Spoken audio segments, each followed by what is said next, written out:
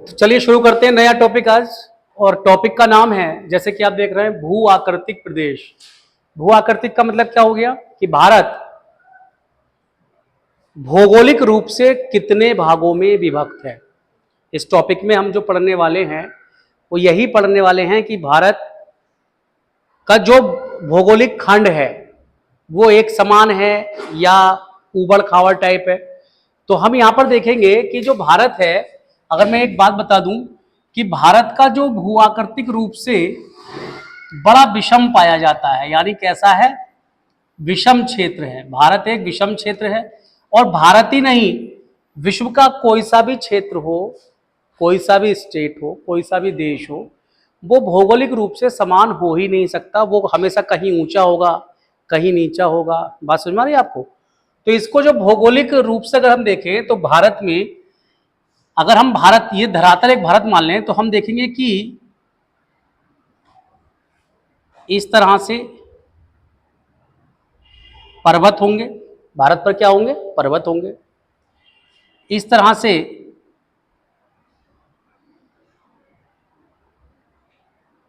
पहाड़ियां होंगी, पर्वत का छोटा रूप पहाड़ियां।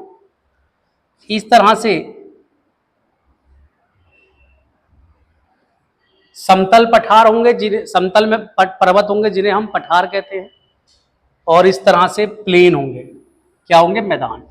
यानी हम देखते हैं कि अगर इसको हमने नाम दे दिया, ये हो गया पर्वत, ये हो गया पहाड़ी, ये हो गया पठार, और ये हो गया आपका मैदान।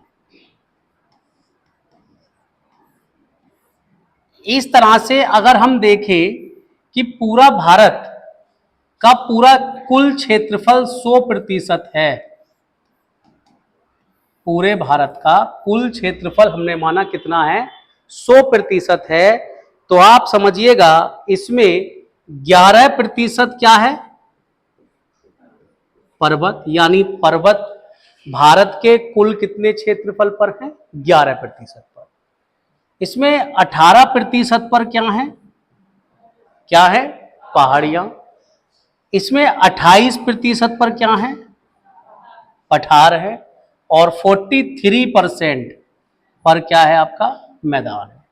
तो देखिए, जोड़ लीजिएगा एक बार। 8 1 9, 3 12, 8 20, बचे 2, 4 2 6, 2 8, 2 10। पूरा 100% का डेटा आपके सामने है।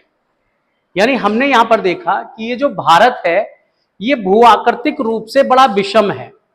कहीं पर्वत हैं, कहीं पठार हैं, कहीं पहाड़ियां हैं, कहीं मैदान है। इसीलिए भारत को, या भारत के भू आकृतिक प्रदेशों को हम मुख्यतः 4 भागों में बांट सकते हैं। कितने भागों में बांट सकते हैं हम? 4। कहीं कहीं किताबों में आपको ये 5 भी मिल जाता है, तो मैं बता दूंगा कहां 5 मिलता है, और कहीं कहीं 6 भी मिल जाता है। तो हम अभी चर्चा कर लेते हैं।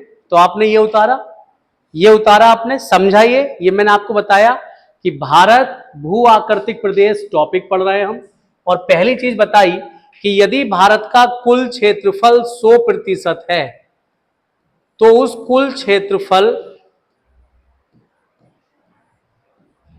का 11% भारत में पर्वतीय भाग है, 18% पहाड़ी भाग है, 28% पठारी क्षेत्र है, और 43% मैदान। ओके, अब देखिए, ये आपने लिखा। तो हम यहां पर बात करने वाले हैं, सबसे पहले ही डाल लेंगे जो टॉपिक में आपको पढ़ना है, भारत का भू आकृतिक, या इसे भू प्राकृतिक भी बोल सकते हैं।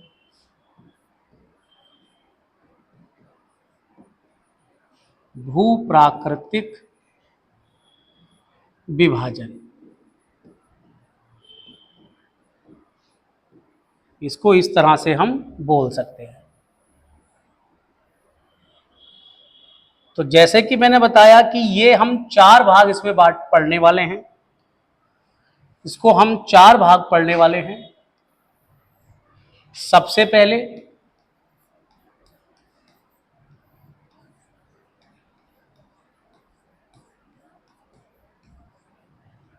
उत्तर का पर्वतीय भाग, दूसरा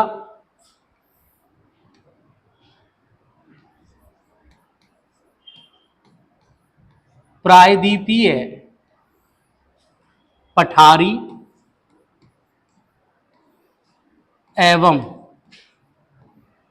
पहाड़ी,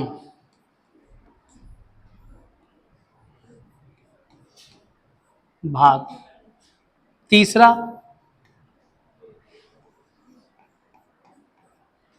उत्तर भारत का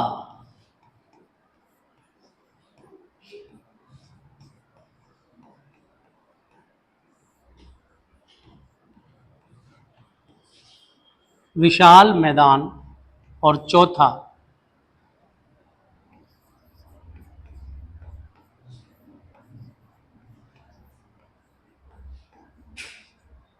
भारत के द्वीप, और पांचवा मैं इसको अलग कर देता हूं, ये आप चौथे पर तटीय मैदान लिख लेंगे, भारत के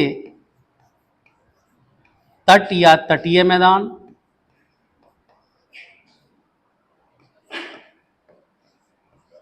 और पांचवें पे भारत के द्वीप। तो इस प्रकार से हम 1, 2, 3, 4, 5 कर लीजिए, क्योंकि कभी कभी मैं इसको द्वीप और मैदान एक साथ लिखा देता हूं तो ये कुल 4 संख्या पढ़ाता हूं, लेकिन आपको अलग अलग, क्योंकि बहुत सारी किताबों में ये 5 भाग मिलते हैं तो फिर आप कंफ्यूज करोगे, इसलिए मैंने भी आपको ये 5 ही रूप में आपको पढ़ाया जाएगा टॉपिक। उत्तर का पर्वतीय भाग, पर्वत आ गए, प्रायद्वीपीय पठार, पठार आ गए, और पहाड़ियां आ गई। उत्तर भारत का विशाल मैदान, मैदान आ गए, भारत का तटीय मैदान, मैदान आ गए, और भारत के द्वीप जो भारत के बाहर स्थित हैं, भारत की मुख्य भूमि से बाहर स्थित हैं, जो समुद्र में स्थित हैं। तो इतनी चीजों को हम पढ़ेंगे इसको 1 बाय 1। यानी इसमें आपको मैं बता दूं ओरली, भारत के प्रमुख पर्वत पढ़ने हैं, भारत के प्रमुख पठार पढ़ने हैं, भारत की प्रमुख पहाड़ियां पढ़नी हैं, और भारत के प्रमुख मैदान पढ़ने हैं। इतना सब कुछ पढ़ने को, भारत के प्रमुख द्वीप पढ़ने हैं, ठीक है। इतना सब कुछ जब आप पढ़ लेंगे तब आपका ये टॉपिक क्या हो जाएगा, कंप्लीट हो जाएगा। बात समझ में आ रही है कि नहीं आ रही है? आ रही है, ठीक है। चलिए अब शुरुआत करते हैं इसके पहले भाग की, और पहला भाग क्या है, उत्तर का पर्वतीय भाग। लिख लिया सबने? इसमें आप हेडिंग डाल देंगे, सबसे पहला भाग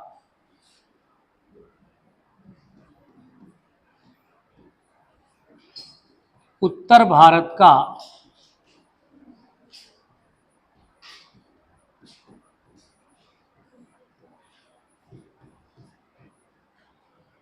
अब ये जो उत्तर भारत का पर्वतीय भाग है, ये जम्मू कश्मीर से कह सकते हैं या लद्दाख से कह सकते हैं, क्योंकि आज जो है आप समझिएगा जम्मू कश्मीर का जो ऊपरी भाग है वो लद्दाख में चला गया है। तो आप इसका विस्तार ये कहां से कहां तक फैला हुआ है, तो आप कहेंगे लद्दाख से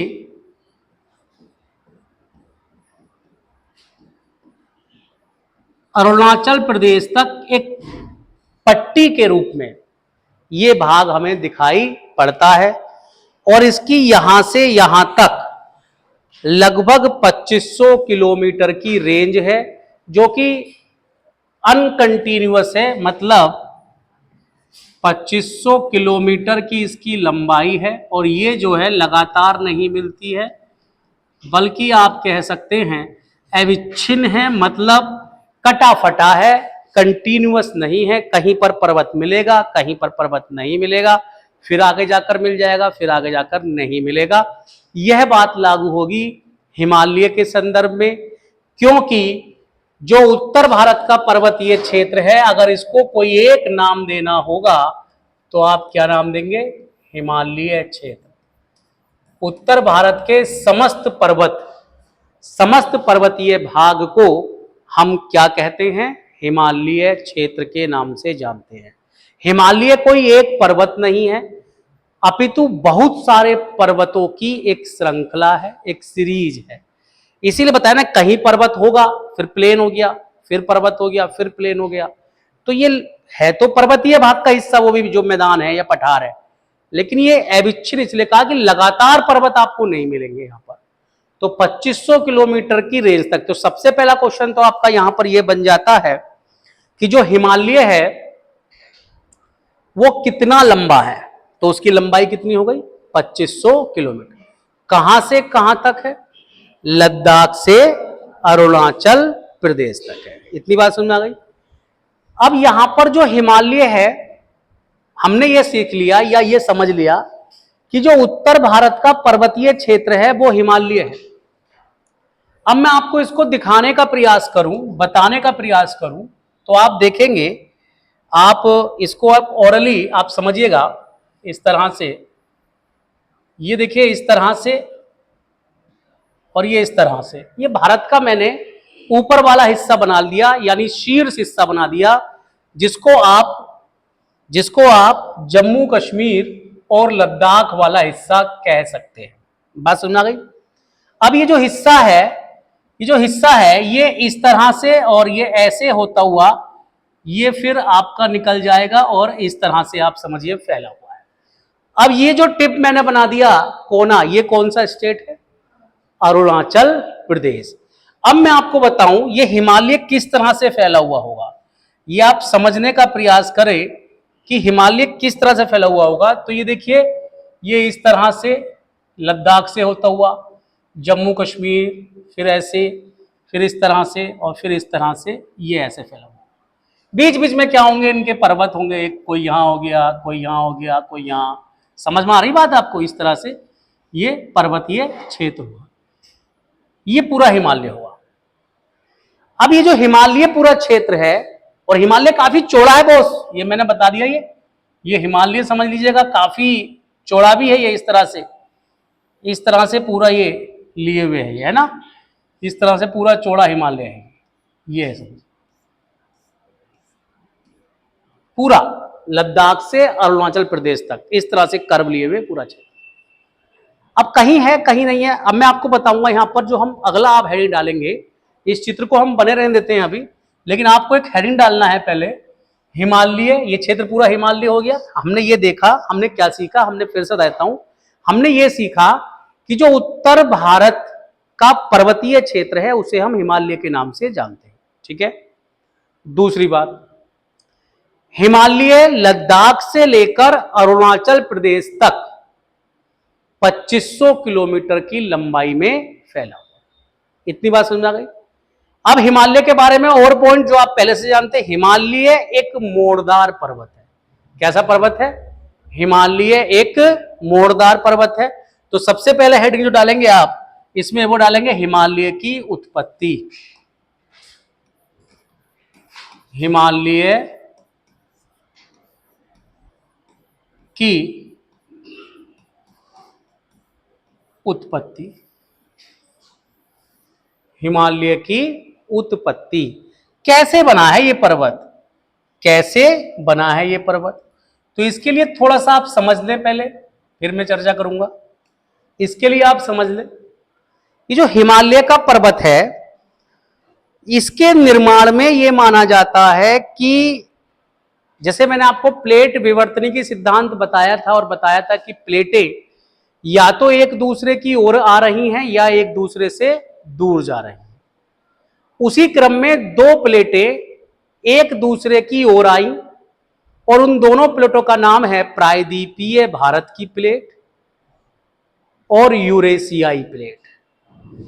अब ये जब दोनों स्थिति क्या थी मैं आपको बताऊं, मैं यहां बताने का प्रयास करता हूं। देखिए, ये दो प्लेट हैं, स्थलखंड। प्लेट का मतलब क्या हो गया? स्थलखंड। एक को नाम दिया यूरेशियाई प्लेट, यूरेशियाई प्लेट,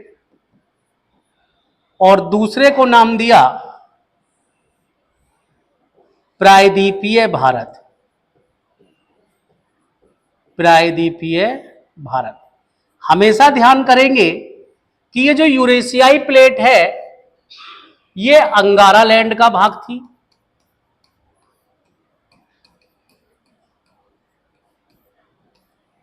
और जो ये प्रायद्वीपीय प्लेट है ये किसका भाग थी? गोंडवाना लैंड। पेंजिया, पेंथलासा, याद आ रहा है? ये सब मैं आपको पढ़ा चुका हूं। पेंजिया, पेंथलासा जब बताया था मैंने आपको वैगनर का महाद्वीपीय विस्थापन सिद्धांत, तो उसमें मैंने आपको बताया था कैसे ये दोनों पार्ट्स अलग अलग हुए। अब इसमें एक भाग था यहां पर बीच में, इन दोनों के बीच में एक भाग था जिसको टैथीज सागर कहा गया। अब वास्तव में ये जो टैथीज सागर था ये सूख गया था, और इसका जो चट्टानी रूप था यहां पर, जैसे आपने एक तालाब को सूखा हुआ देखा होगा, आपने तालाब सूख जाने के बाद कह सकते हैं वहां की मिट्टी पड़ोस वाली मिट्टी से हार्ड होगी या मुलायम होगी? मुलायम होगी। इसीलिए गांव की जो महिलाएं हैं वो मिट्टी खोदने सूखे हुए तालाब में ज्यादा जाती हैं ताकि आसानी से वो खुदती हुई, क्योंकि वो जितना नीचे जाएंगी उतना गीली मिट्टी निकलेगी लिपाई वगैरह करने के लिए या चूल्हा वगैरह बनाने के लिए। क्यों नहीं खोदती वो सड़क के किनारे से, क्यों नहीं खोदती वो और कहीं जगह से? क्योंकि वहां हार्ड होता है, मिट्टी को खोदना वहां पर तुलनात्मक रूप में कठिन होता है। लेकिन जहां पर तालाब का पानी होता है और जब तालाब वो सूख जाता है तो फिर भी उसकी मिट्टी में नमी बरकरार रहती है। बस कुछ ऐसी ही कल्पना आप कर लीजिएगा कि ऊपर है एक चट्टानी प्लेट यूरेशियाई, नीचे है दूसरी चट्टानी प्लेट प्रायद्वीपीय भारत की, और इनके बीच में है नम चट्टानी स्वरूप टैथीज सागर। क्योंकि ये पहले सागर था, अब तुलनात्मक रूप में इसमें पानी सूख चुका है तो इसकी चट्टान कैसी है? सॉफ्ट है। अब आप समझिए कि ये बिल्कुल ऐसी स्थिति होगी कि एक चट्टान इधर से आएगी, जैसे आपने घर में आटा गूंदा होगा, आटा गूंदती हैं आप, काफी लड़कियां बैठी हुई हैं, तो आटे पे जब आप फोर्स डालती हैं इस तरह से, तो एक फोर्स तो आप ऊपर से डालते हैं और एक फोर्स नीचे परात का लगता है, तो आटा सीधा निकलकर आगे की ओर भागता है। और क्या वो एकसार भागता है? कहीं से ज्यादा भागेगा, कहीं से कम भागेगा। बस हिमालय की उत्पत्ति उसी आटे को जो आप लगाना कह दो या गूंदना कह दो, उसी के कॉन्सेप्ट पे है। कैसे? तो ये वाली प्लेट, ये प्लेट जो थी, ये प्लेट ऊपर की ओर खिसकी और ये वाली प्लेट नीचे की ओर खिसकी, और जो ये टैथीज सागर था ये कैसा हो गया? ये इसमें पड़ गया बलन। कैसा हो गया? ऐसा। इसमें क्या पड़ गया? बलन। इस तरह से। तो ये जो बनी चीज, इसी को आपने क्या नाम दे दिया? हिमालय नाम दे दिया। तो हिमालय जो है, इसीलिए हिमालय को कैसा पर्वत बोल देते हैं? वलित पर्वत बोलते हैं। वलित पर्वत या मोड़दार पर्वत बोलते हैं। हिमालय कैसा पर्वत है? वलित पर्वत या मोड़दार पर्वत है, जिसका निर्माण टैथीज सागर के टैथीज सागर के अवशेषों पर हुआ है। या ऐसे लिखिए, जो किताबों में लिखा हो मिल जाएगा आपको, टैथीज सागर में वलन पड़ने से हुआ है। वलन समझ गए? फोल्ड, मोड़ पड़ने से हुआ है। एक चीज। दूसरी चीज समझिएगा कि इसीलिए टैथीज सागर को हिमालय का गर्भगृह कहते हैं। गर्भगृह, जहां से कोई चीज उत्पन्न होती है। जैसे माता का गर्भ, तो बच्चे की उत्पत्ति गर्भ में होती है, वैसे ही उसी आधार पर चूंकि हिमालय की उत्पत्ति टैथीज सागर से हुई है, इसीलिए टैथीज सागर को क्या नाम दिया गया है? टैथीज सागर को हिमालय का टैथीज, लिख लेंगे सारी बातें, अब आप बना ले चित्र भी। टैथीज सागर को हिमालय का हिमालय का गर्भगृह कहा जाता है।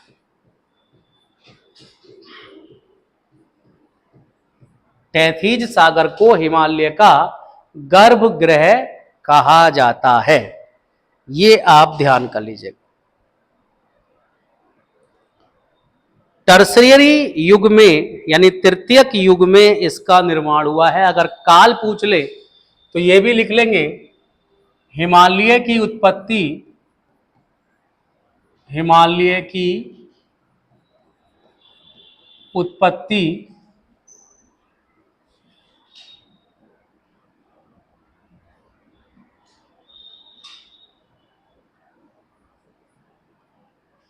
उत्पत्ति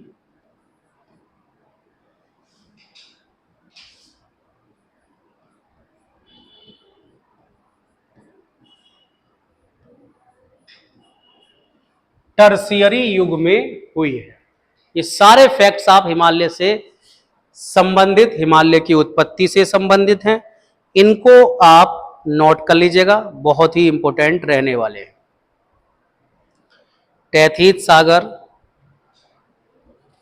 याद कर लीजिएगा।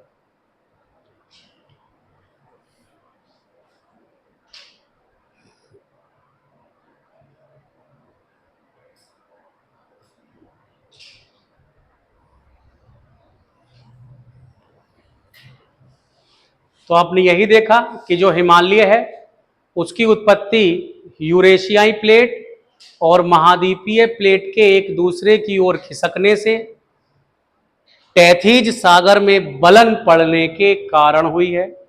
तैतीज सागर में जो बलन पड़े उन्हीं को हिमालय पर्वत कहा जाता है। यही वजह है कि तैतीज सागर को हिमालय का गर्भगृह भी कहा जाता है। हिमालय की उत्पत्ति जिस युग की बात है उसे टर्शियरी युग कहा जाता है, यानी यह कोई बहुत पुराना पर्वत नहीं है बल्कि एक नवीन पर्वत है। कैसा पर्वत है? नया, बाद का बना हुआ, इसीलिए इसको नवीन मोड़दार पर्वत कह सकते हैं आप। ठीक है, नवीन मोड़दार पर्वत इसको आप कह सकते हैं। अब अगला हेडिंग आपका होगा हिमालय के संदर्भ में ही, हिमालय के संदर्भ में ही आपका अगला हेडिंग होगा हिमालय का वर्गीकरण। उतार लिया इतना, ये हिमालय का वर्गीकरण, हिमालय का वर्गीकरण।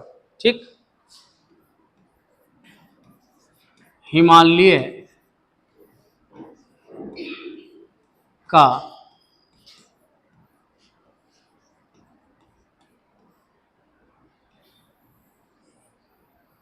अब जो हिमालय का वर्गीकरण है इसको हम दो भागों में बांट सकते हैं। एक को आप कह सकते हैं क्षैतिज वर्गीकरण, हिमालय का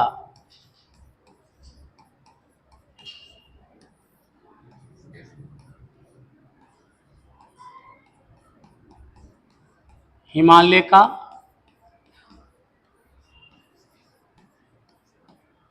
क्षैतिज वर्गीकरण। दूसरे को आप बांट सकते हैं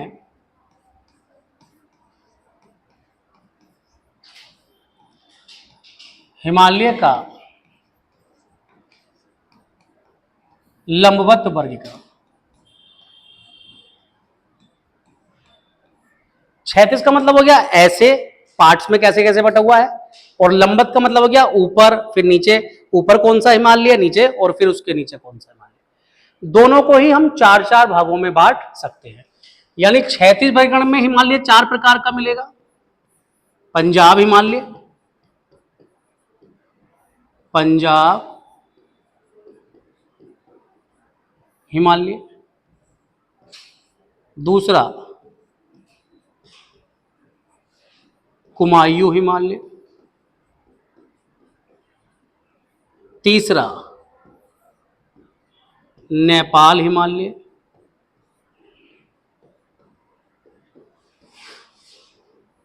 और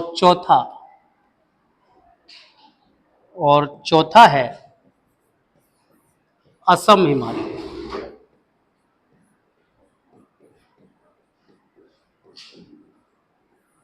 असम, हिमालय। इधर की अगर हम बात करें, इधर की अगर हम बात करें तो ये भी 4 भागों में हम बांट सकते हैं। पहला ट्रांस हिमालय, दूसरा मुख्य हिमालय या ग्रेट हिमालय,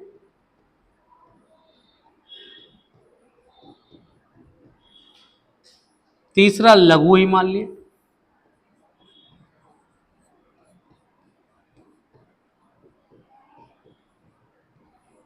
और चौथा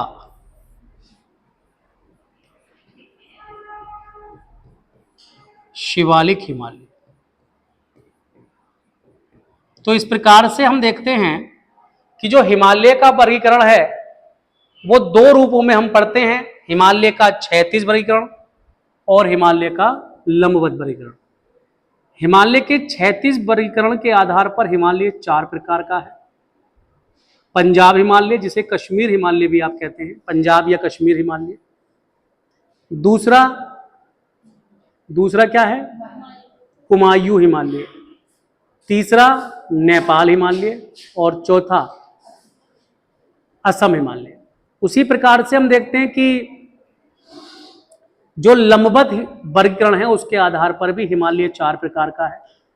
number 1 trans Himalaya, 2 great Himalaya, 3 लघु हिमालय, 4 शिवालिक। तो शुरुआत करते हैं इनकी। सबसे पहले डालेंगे क्षैतिज वर्गीकरण। क्षैतिज वर्गीकरण हिमालय का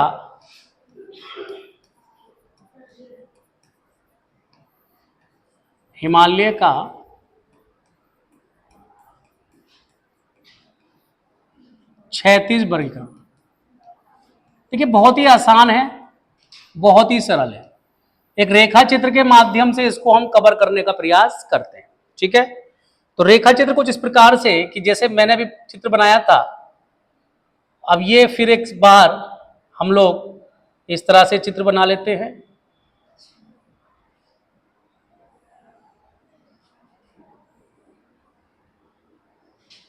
इस तरह से ये हमने चित्र बना लिया। ठीक है, इतनी ही कलाकृति काफी है, इससे ज्यादा कलाकृति की आवश्यकता नहीं, क्योंकि मैंने कहा रेखा चित्र, मैंने ये कहा ही नहीं कि हम मैप पे पढ़ेंगे।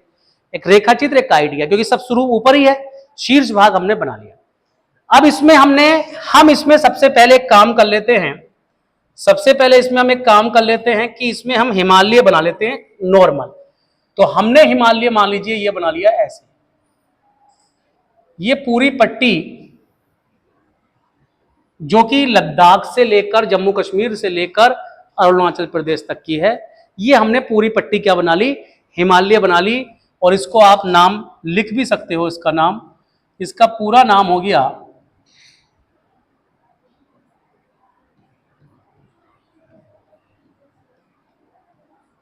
हिमालय। पूरा पर्वत एक साथ हमने बना दिया। ठीक है, अब हम यहां बात कर रहे हैं इसके क्षैतिज वर्गीकरण, यानी क्षैतिज वर्गीकरण का मतलब हो गया इस तरह से इसके कितने पार्ट हैं। तो कितने पार्ट हैं? 4। पंजाब हिमालय, रिकॉल करें मेरे साथ, दूसरा कुमायूं, तीसरा नेपाल, चौथा असम। ठीक है, तो इस तरह से इसके पार्ट्स। अब ये पार्ट्स हमने किस आधार पर बनाए हैं? तो देखिए, हिमालय को कुछ नदियां काटती हैं, हिमालय को कुछ नदियां काटती हैं। नदियां काटने का मतलब हो गया कि हिमालय से कुछ नदियां बहती हैं और वो हिमालय से नीचे उतरती हैं मैदानी भागों में। तो उन्हीं नदियों को आधार मानकर इसको हमने क्षेत्रीय रूप से क्षैतिज रूप से क्या कर दिया है? विभाजन।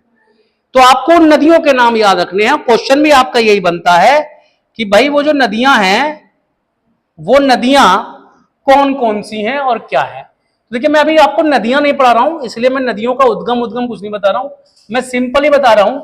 एक नदी तो इस तरह से बहती है और इस नदी का नाम क्या है? सिंधु नदी। क्या नाम है? और इसी की सहायक एक नदी है जो इस तरह से इसी के समांतर बहती है और इसका नाम क्या हो गया, क्या हो गया, सतलज। अब देखिएगा,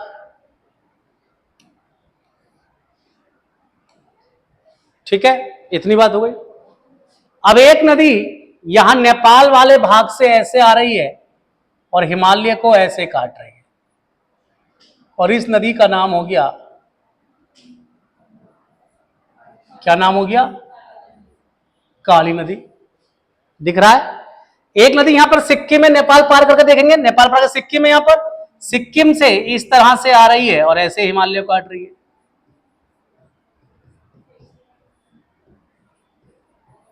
इस नदी का क्या नाम हो गया, तीस्ता नदी। क्या नाम है? और एक नदी ऐसा, ये भी ऊपर से आ रही है और ये इस तरह से आकर आंध्र प्रदेश में इसको ऐसे काट रही है हिमालय को, और इसका नाम हो गया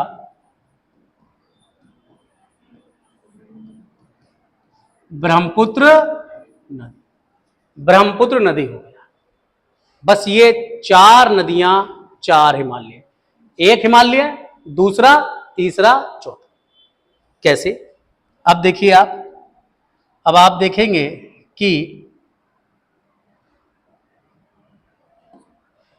ये वाला जो हिमालय था सिंधु से सतलज, इसको हम नाम देंगे पंजाब हिमालय। पंजाब हिमालय। तो क्वेश्चन क्या बन गया, पंजाब हिमालय किसे कहेंगे? तो किसे कहेंगे? सिंधु नदी से लेकर सतलज नदी तक के बीच का जो पर्वतीय क्षेत्र होगा, जो हिमालयी क्षेत्र होगा, उसे हम क्या कहेंगे? उसे पंजाब हिमालय। सतलज से काली नदी, ये वाला जो क्षेत्र है, ये इसे कहेंगे हम, क्या कहेंगे? कुमायूं हिमालय। तो कुमायूं हिमालय किसे कहेंगे? सतलज से काली नदी तक के क्षेत्र का। काली नदी से तीस्ता नदी तक का जो क्षेत्र होगा, ये इसे क्या कहेंगे हम? नेपाल हिमालय। और तीस्ता से ब्रह्मपुत्र नदी तक का जो क्षेत्र होगा, इसे हम क्या कहेंगे? इसे कहेंगे हम असम हिमालय। क्या कहेंगे? असम। तो इस प्रकार से ये 4 नाम आपको ध्यान रखने होंगे, असम हिमालय, कुमायूं हिमालय, नेपाल हिमालय। ठीक है, तो मैं यहां पर, आप चित्र बनाइए फटाफट से, और मैं यहां पर लिख देता हूं इनके नाम। जैसे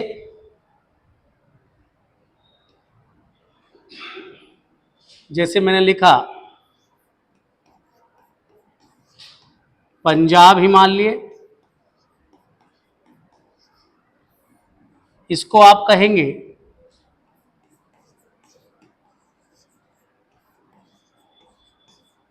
सिंधु नदी से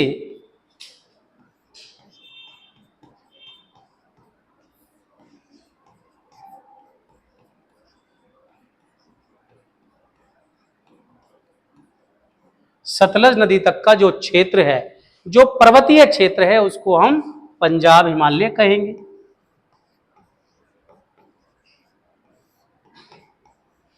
दूसरा है कुमायूं हिमालय। कुमायूं को कहेंगे सतलज से काली नदी तक।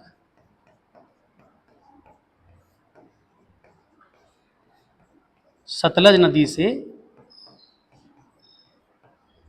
काली नदी तक का पर्वतीय क्षेत्र कुमायूं हिमालय कहलाएगा। तीसरा लिख लेंगे, ये पहला हो गया, ये दूसरा हो गया, तीसरा लिख लेंगे नेपाल हिमालय। नेपाल हिमालय। इसे आप कह सकते हैं काली नदी से, काली नदी से तीस्ता नदी तक, सिक्किम में आएगी नदी, तीस्ता नदी तक का पर्वतीय क्षेत्र,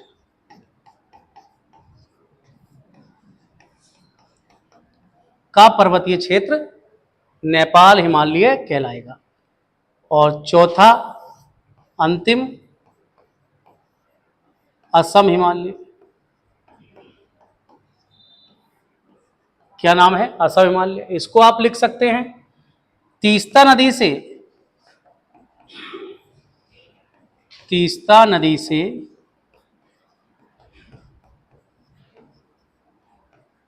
ब्रह्मपुत्र नदी